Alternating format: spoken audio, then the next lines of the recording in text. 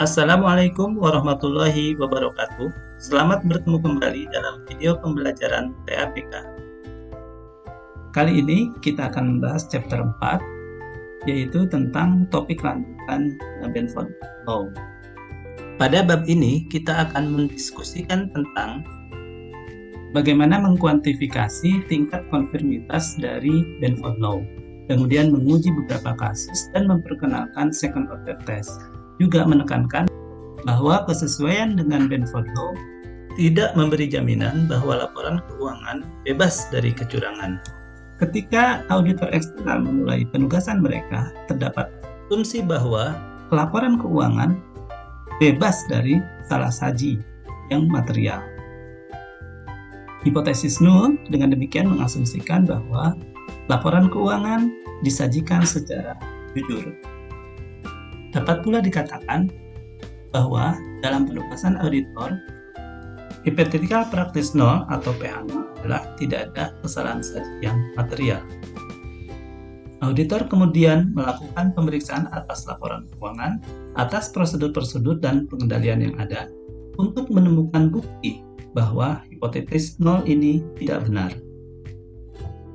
Jika bukti-bukti ini dapat ditemukan dan berhasil terverifikasi, maka auditor harus mencapai suatu kesimpulan alternatif atas hipotesis null, yaitu hypothetical practice alternatif PHA, yaitu terdapat salah saji yang material.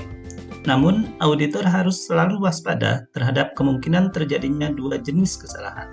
Pertama, kesalahan tipe 2, yaitu gagal menolak hipotesis null, akan menyebabkan opini audit yang blunt, tertiup, nyatakan baik padahal tidak baik. Sebaliknya, harus dihindari pula kesalahan tipe pertama, yaitu menolak hipotesis null padahal laporan keuangan sudah benar, akan menyebabkan auditor tidak akan dipercaya lagi. Practical hypothesis akan didukung dengan investigasi oleh auditor. Contoh, melakukan uji Benford Law atas data keuangan. Atas investigasi ini juga terdapat hipotesis, yaitu hipotesis statistik. Hipotesis statistik nol dari uji Benford ini adalah bahwa data amatan sesuai atau memenuhi hukum Benford. Hipotesis statistik alternatifnya SHA adalah data amatan tidak memenuhi hukum Benford. Dua level hipotesis inilah yang menentukan kualitas kesimpulan hasil investigasi auditor.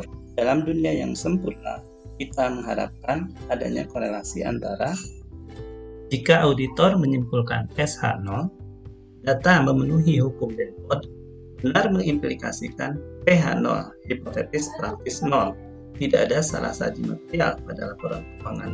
Juga jika auditor menyimpulkan SHA, hipotesis statistik alternatif, benar mengimplikasikan PHA, hipotetis praktis alternatif, yaitu terdapat salah saji material pada laporan keuangan. Mari kita lanjutkan penjelasan tentang hipotesis di dalam Benford testing.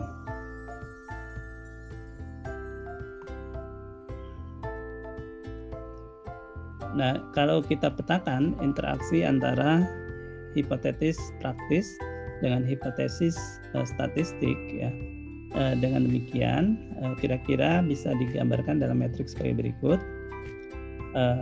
Yang pertama adalah jika kondisinya hipotesis praktis, kita misalnya nyatakan hipotesis praktis 0 tidak bisa kita pertahankan, ya. Artinya hipotesis praktis 0 false, ya.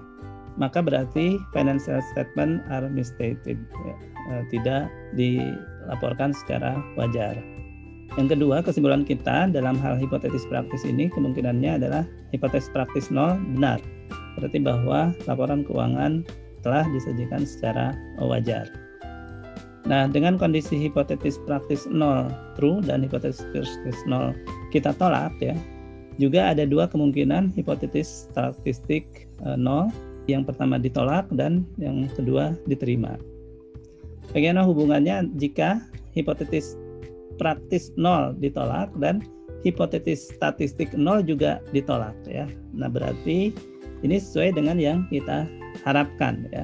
Uji Benford bisa mendukung apa yang kita tuju tentang laporan keuangan yang kita telaah ya. Nah, tetapi ini tidak dijamin kan, sebelumnya dikatakan bahwa ini memang berasal dari kecurangan. Maka kita harus lebih lanjut melakukan pendeteksian penyebab ketidaksesuaian dengan hukum Benford ya. Nah, kalau dapat penjelasan berarti benar ya, hipotesis praktisnya 0 ditolaknya ini oke, dan hipotesis statistik 0 ditolak juga oke. Jadi sesuai dengan tujuan audit kita. Nah, tetapi kalau kita lakukan cek ya lebih lanjut terhadap misalnya penyimpangan pada data terhadap hukum Benford ya.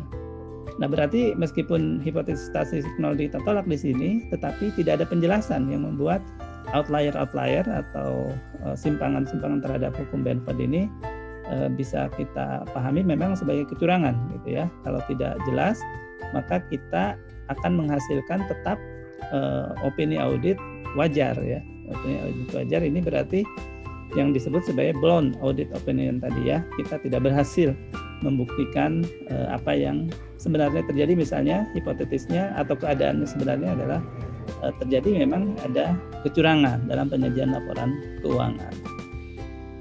Nah, ini kemungkinan pertama. Nah, kemungkinan kedua adalah hipotetis 0 praktis itu ditolak, tapi kita tindak lanjuti hipotetis statistik 0-nya tidak bisa kita tolak ya, kita terima. Nah, ini juga ya tidak bisa kita tindak lanjuti ya. Kenapa? Karena dengan uji Benford kita tidak bisa membuktikan ini ya. Berarti ya kita tetap memberikan opini audit unqualified gitu ya. Nah, tetapi jika sebaliknya hipotesis praktis benar ya, kita tidak bisa menolak hipotesis praktis, tapi ya hipotesis statistik 0-nya kita tolak ya. Nah, kita harus bisa menghasilkan penjelasan ya, sehingga kita memperoleh keyakinan bahwa penyimpangan ini karena adanya kecurangan ya. Jadi meskipun hipotesis 0 praktisnya benar ya, kita bisa membuat laporan atau opini tidak wajar ya, ada kecurangan misalnya. Nah, tetapi kalau ternyata keadaan sebenarnya tidak ada kecurangan ya, ini akan berakibat bahwa auditor tidak dipercaya lagi ya kemampuannya. Kita dianggap membuat temuan yang bukan-bukan.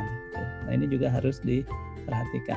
Nah, jadi ini juga menjelaskan lebih lanjut ya. Kan auditor sebetulnya ingin termotivasi untuk mereject ya hipotesis statistik 0 gitu ya.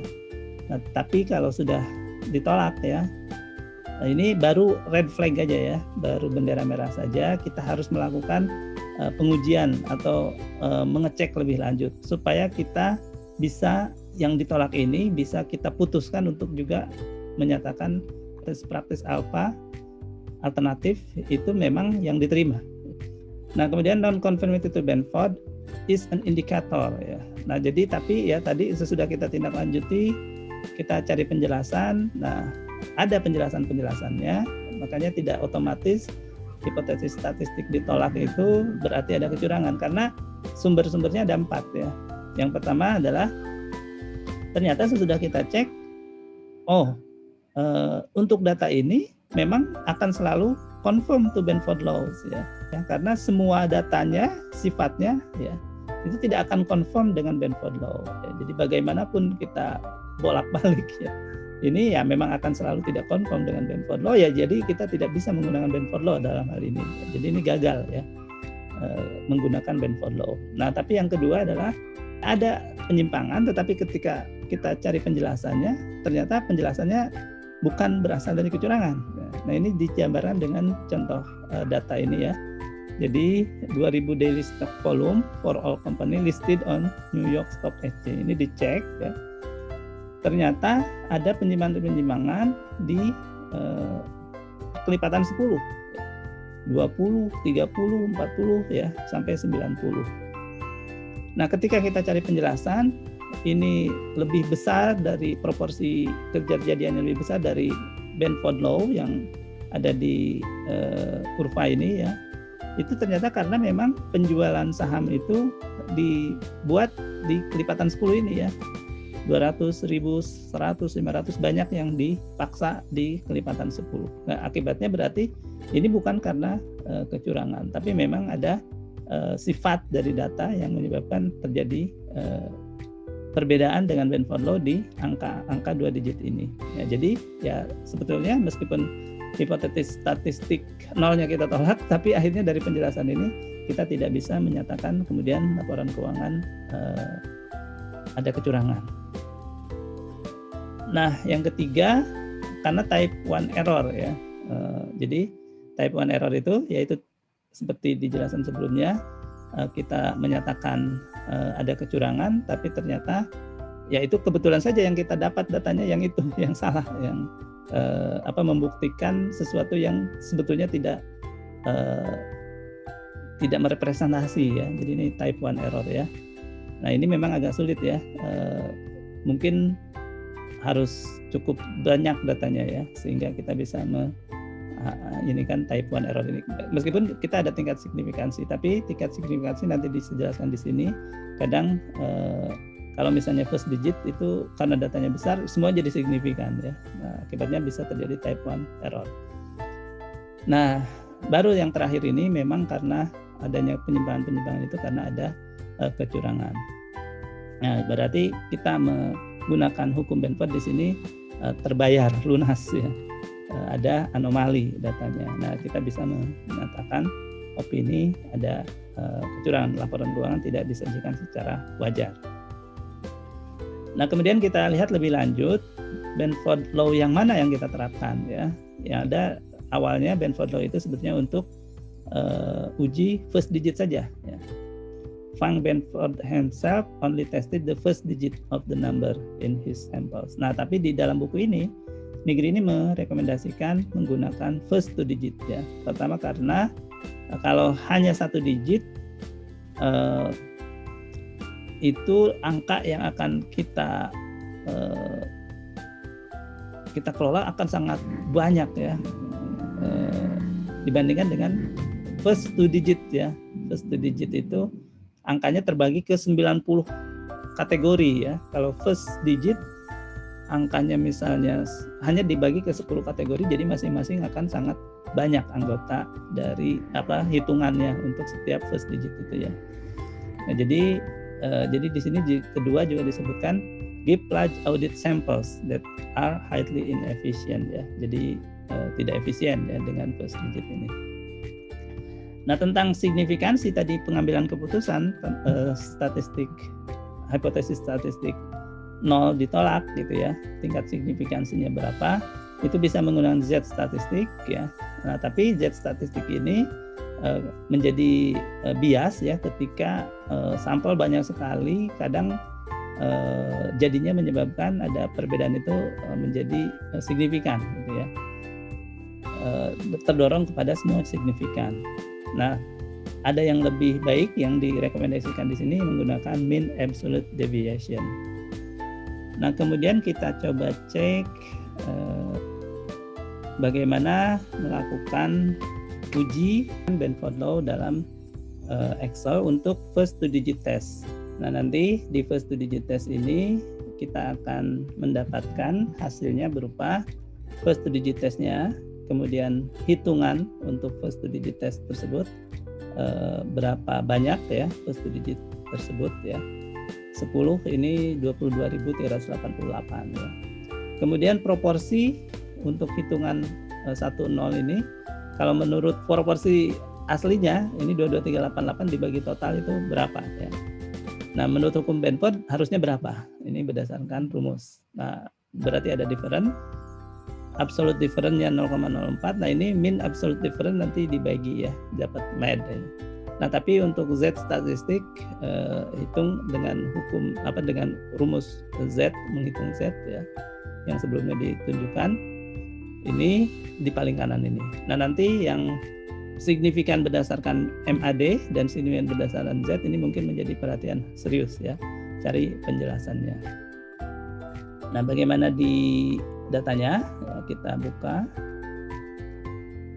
Nah, atas data kemarin, PC card data ya, purchase card data, caranya simpel saja kalau di Excel ya.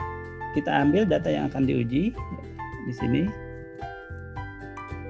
Kemudian kita blok sampai data baris terakhir, ini ada 193792.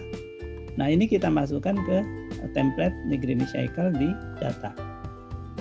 Nah, pastikan bahwa data yang akan diuji ada di kolom D. Karena kita tadi copy 2 kolom ya, berarti kita mulai dari sini, paste ke sini. Nah, ini sudah otomatis akan ditunjukkan ini untuk first digit angka berapa ya, untuk second digit angka berapa di sini ya, 2 first digit 2, 4 first digit 24 dan first digit 4. Nah, first 2-nya adalah 24 ya. Nah, ini berarti tinggal kita copy sampai bawah, jadi semuanya diidentifikasi angka-angka untuk first digit, second digit sampai ke baris terakhir. Nah, kalau sudah kita copy, maka hasilnya ada di tabel ini. Ini sudah menunjukkan data yang sesuai dengan observasi yang sudah kita masukkan tadi ya. Jadi ini hasil untuk first digit test ya. Jadi untuk angka 1 terjadi sebanyak 55.893 ya, dan seterusnya. Nah, berarti proporsinya berapa? 55893 ini dibagi dengan total kan, ada 33,31%. Hampir sama dengan hukum Benford 30% untuk angka 1 sebagai first digit ya. Untuk angka 1 sebagai second digit ya, ini juga sama ya, aktualnya 0,094, Benfordnya 0,14.